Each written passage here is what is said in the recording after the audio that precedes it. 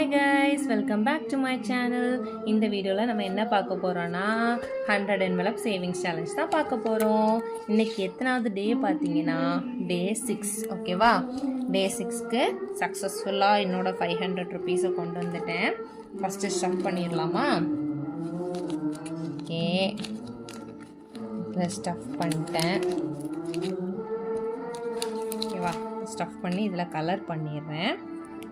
நம்மளுக்கு pointed tips தான் எப்போவுமே நல்லாயிருக்கும். ஸோ எப்பவும் போல் கலர் பண்ணிடலாம். ஓகேவா? 6 days முடிச்சிருக்கோம். அப்போது 500 rupeesல எத்தனை இருக்கும் சொல்லுங்கள் பார்க்கலாம்.